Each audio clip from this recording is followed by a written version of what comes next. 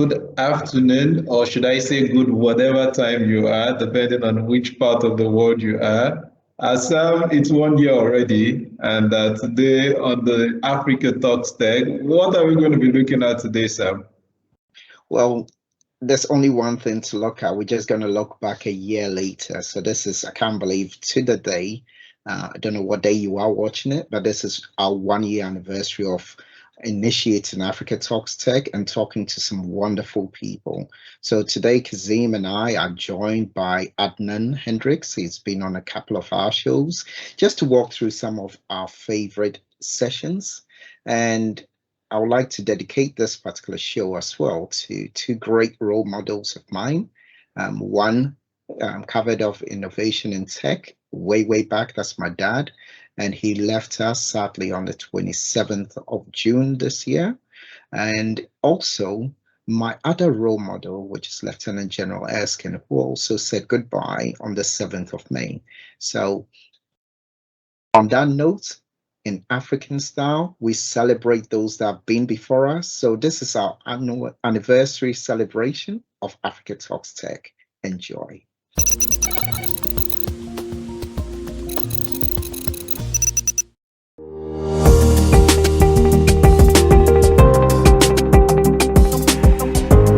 Hello, everybody. Welcome to today's Africa Talks Tech episode. Today is our 1 year anniversary. So today is a special, and so I guess we should start with the introduction first. So my name is Kazim Adegwega. So I work here at the LASO CBT, Lagos, Nigeria. And I have, as always, my very good friend and partner on the show. Sam, it's over to you. Hi, I'm Sam Erskine, based in the UK, and I work for a large organization as their head of cloud engagements. But in this context, I'm just a global citizen of Africa talking to a couple of great friends, and I'm really pleased to have Adnan on the show. So Adnan, I know you are famous worldwide. Why don't you introduce yourself to our little part of the show? Well, thanks for having me, guys, especially on your anniversary. So well done for that. My name is Adnan Hendricks. I'm a South African citizen, so also a global citizen of sorts, African descent. And I'm based in the Netherlands, so in Europe, working as a consultant in cloud, Windows, in the Microsoft technology sphere. And people can follow me on social media with @microspecialist at my handle.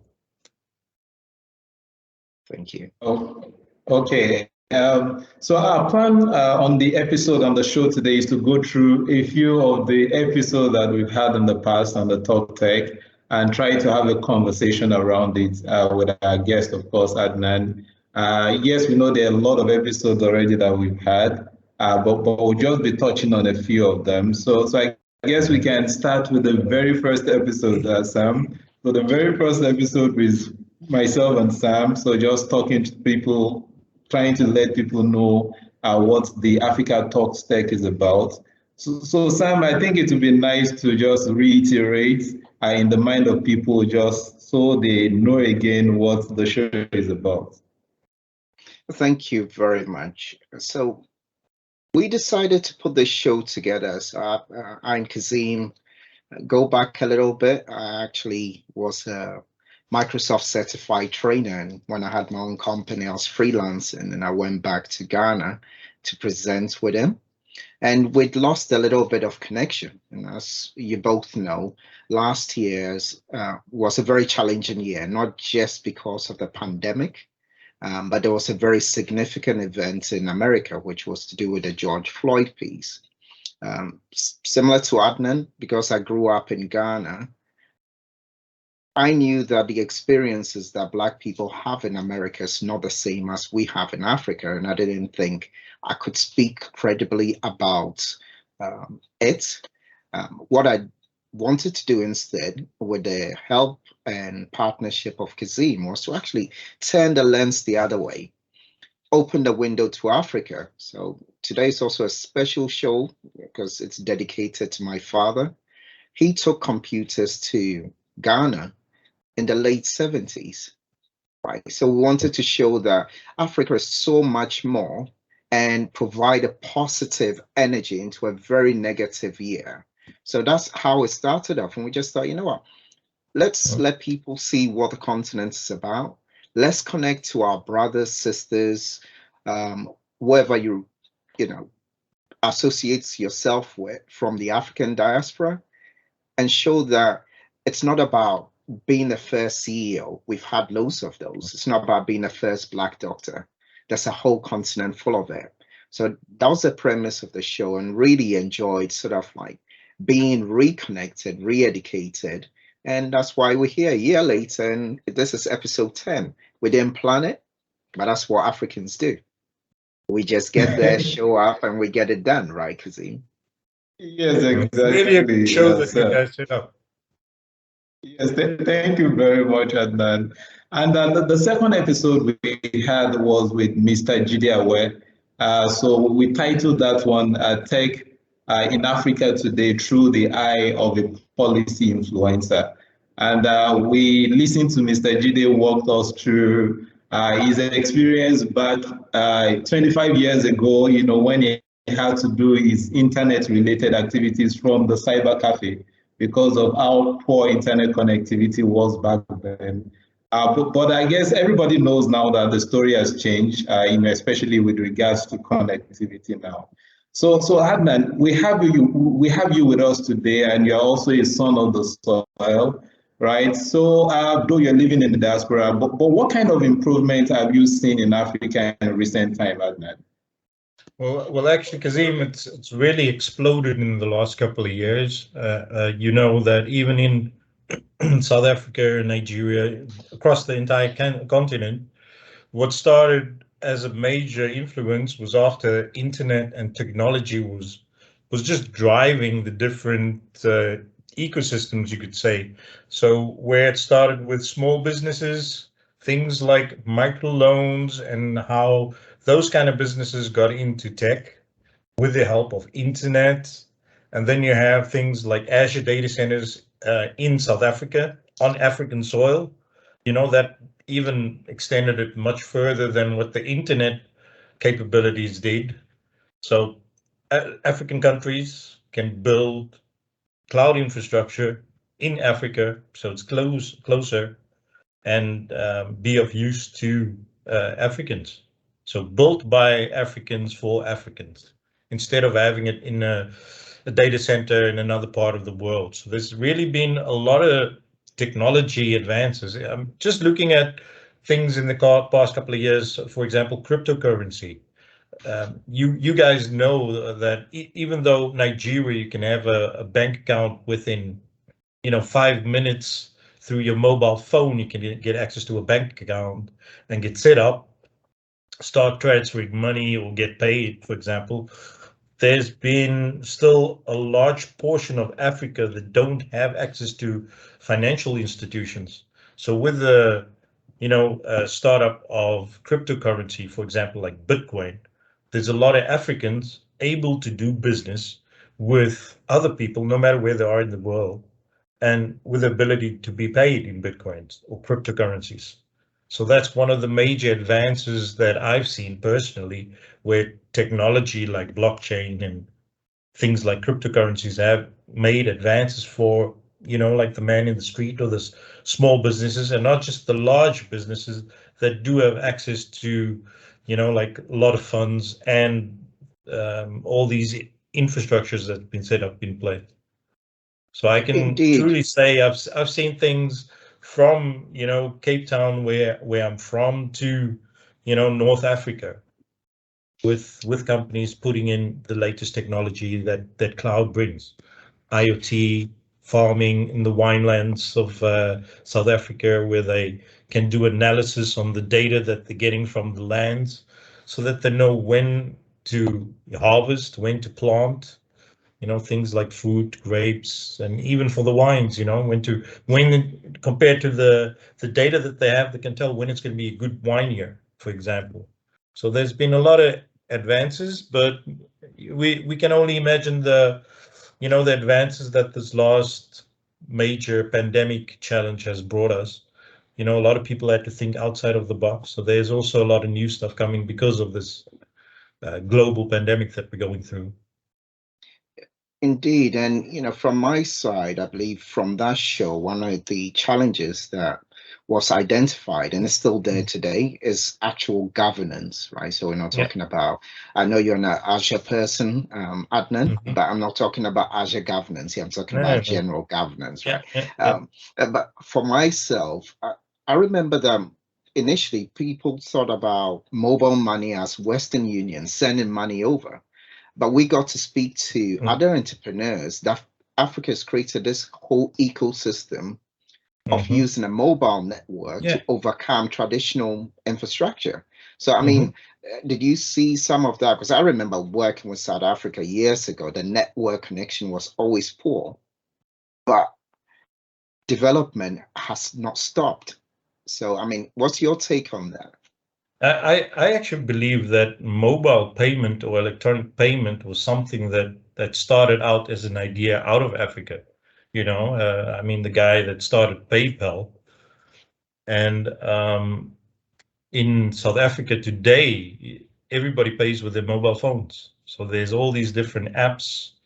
I mean, it's a global phenomenon, but as where there's no infrastructure, or for example, people don't have access to banking institutions, so they can't just go to a bank, do a transfer, or buy something. And people have mobile phones, they don't have computers. So Africa is really built or based off mobile infrastructure. So that's what I've seen, and even what I've used in South Africa. And there you can pay just about anywhere with your phone through an app. So whether you're on the market, you're going to the movie theater, or a restaurant or a cafe, or a cup of coffee, nobody has cash anymore. Something. Just to comment on this, and I've got an interesting area I want to take you to. Actually, you just made me realize that Africa had Apple Pay in a different form before Apple Pay became famous in the Western side, because we had to deal with, is it out of necessity? Comes the mother of all creation. So we've been doing mobile payment at least 10 years before it became popular in Europe. I mean, I'm just making up that fact here, but I'm sure you can validate it, right? Yep, most definitely. Yeah, that's why fintech in Africa is so big today. So when we talk fintech, so we know Africa is doing it at the top, top level, and that's so we can see companies that even the Western world are beginning to acquire from Nigeria. So Nigeria, Ghana, and other part of the continent, so the African continent, are really a top player when it comes to mobile money or fintech generally. That's why I truly believe that crypto is gonna, is gonna change the power piece of the pie. So a lot of people that don't have access to, let's say, financial institutions, it's really enabling them to be part of the global market. Because remember, there's a lot of countries that, for some legal reasons, I remember when I first went to Nigeria the first time. So my bank told me that they won't just accept money coming out of the country, or I couldn't transfer money somewhere. I know myself and some other people had trouble transferring money to Nigerian bank accounts, because they always check, is it a fraudulent transaction? Must it go through? And most of the times they block it first. They contact you, and then they find out, should it really go through? Because there's been a lot of internet fraud going on. So that was one of the stumbling blocks I've had. But with things like cryptocurrency, you don't have a middleman like a bank. You are your bank. So it's basically the money goes, or the coins go from one wallet into your wallet. And where they are, where you are, doesn't matter. It just happens automatically. So I think that's the best piece of technology that's really changing everybody's lives. across the world. Okay. Thank you very much, Adnan. Another episode that we've also had on the Africa Talks Tech is one with Titi Lope Adewusi, and I think we education in Africa through tech. And Titi Lope very energetic, so she was able to walk us through how Niger Kids platform has been able to change how kids learn. That's through games now. So Adnan, what's your take about children learning through games? Um, not just children, but I think just about everybody can learn through games. I mean, that's one of the ways I guess I started as well. But I just want to also add that also was my favorite episode with you guys. I've been doing a lot of work in and around Nigeria, so all the nice things coming out of there. And when I heard that the episode she was from Niger Kids or something like that, Yeah. it piqued my interest, and it was also an enjoyable episode to watch. If I think back to, you could say, the start of my career, I don't know if you guys remember the games that you used to get in Windows, like Yeah. Minesweeper and those sort of things. Remember when Windows started, people were moving from like a non-graphic interface to a GUI. Yeah. And it was the first time that people were getting used to using a mouse. So those games were actually designed so people could learn how to single click, double click, right click, left click. So I remember when we were doing the Windows trainings back then, we were training people, because remember, humans are creatures of habit. So if you're not doing something, now everybody can't live without it. But back then, we showed them, use the game, you get the hang of double clicking, and mouse sensitivity and those sort of things. And, fast forward to now you have these huge gaming infrastructure, like even Minecraft. So you get Minecraft for education that really helps kids to not only develop or be creative and create their own worlds and collaborate with other kids in a virtual world and things like that. But you also have things where, I know here in the Netherlands, they also do virtual training for people that, that first need to fly these jets. And they also have this huge lab where they train people how to steer large boats and crafts on the water, because this is a very marine-based country, with all the canals and things. So not just in kids, I know that all the kids over here, they use laptops for school. They have Office 365. They have Google Education or Microsoft for Education, etc. So, that learning, you learn more when you're having fun, and the best way to have fun is through games. Well, That's that's so interesting, Adnan, and I also love that episode. However, the reason why I love that episode is building on your piece, right? Storytelling, it's Yeah. now big, right? Yeah. In the Definitely. Western world and conferences and stuff like that. But Titilope reconnected me with the very thing that Africans do exceptionally well, which is to tell stories as Yeah. a means to educate. So she'd managed to combine gaming, authentic African storytelling, and education. And more importantly, she was exporting it out of Africa Yeah. because her, target audience. So it was so great to watch that.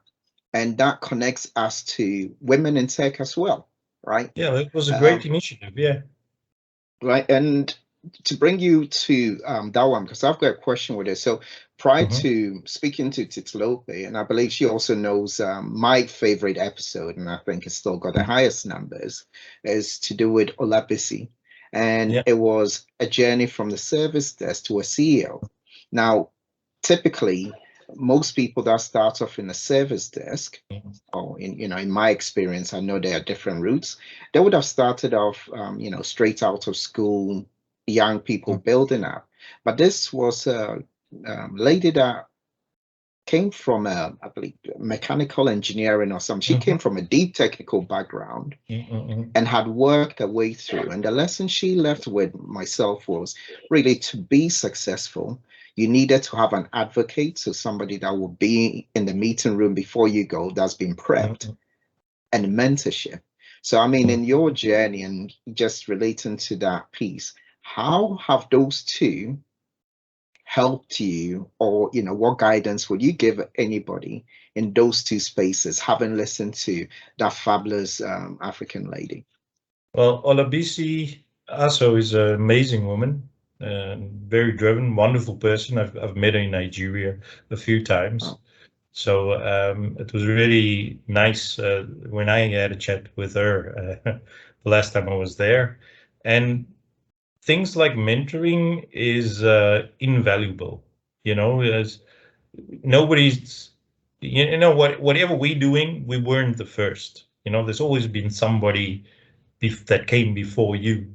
So, you can either start out and learn to reinvent the wheel, or somebody can just, show you some of their things that they've experienced, like some of the, especially the hardships that people go through, the struggles. So before you get into that struggle, somebody's already given you the info on, if you were to hit that, this is how I dealt with it.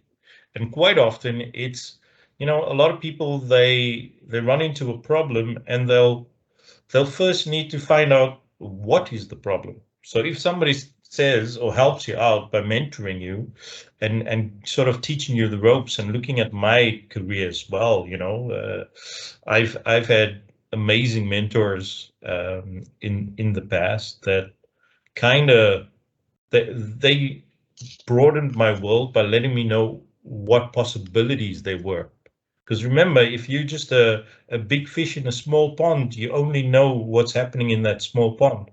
So if you meet up with a fish that swam in the ocean, that guy's going to tell you, well, it's a million times bigger than the small pond and all the amazing things that you can reach. And that kind of, like stimulates your brain to say, I'd love to experience that.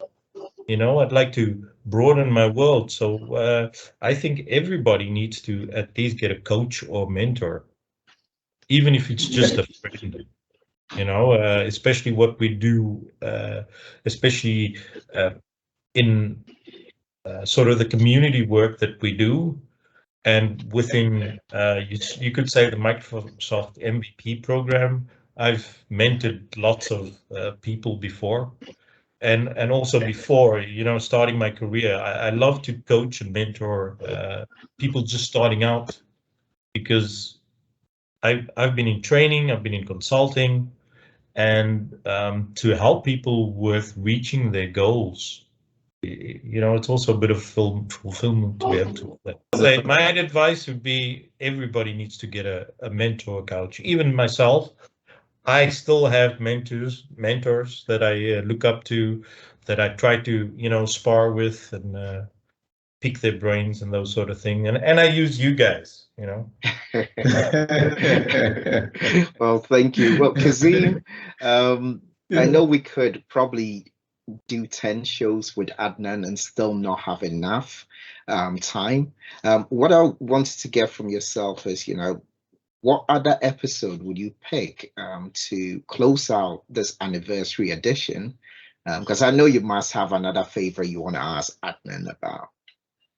Yes, one other of my favorite episode will be the one with Jote. That's Jote Tadese. I think we titled that one something about books for connecting to Africa.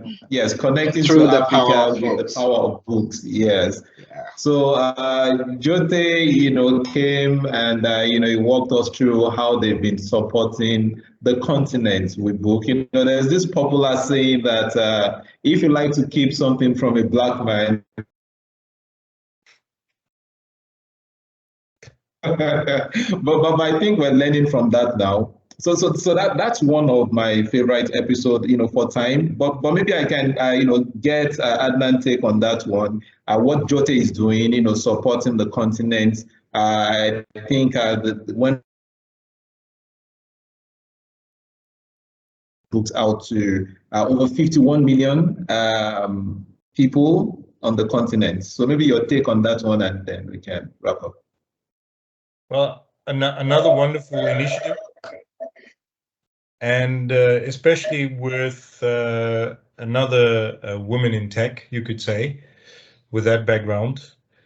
And this brings us back to that whole storytelling, so it's, if you look at African culture as well, how we, if I think back to growing up in Africa as a young kid, everybody used to like always, you get stories from your grandmother or your uncle, your aunt, all the senior people in your family. And some places it's like the village, the chief or wherever they're from. And this kind of builds on that African history. To me, it's how I think about it. And the nice thing is that now we have the ability to share that with the world, especially what Jyoti did. So it's really nice that all these things are being shared, because some of the big things that people like us do is share what we know. And if you could do that in a fun way, if you can, especially since theirs is on a donation base as well, so they're giving back to the world and to all these kids that are, learning from those books and stories and just enriching their lives. So it's a really amazing initiative.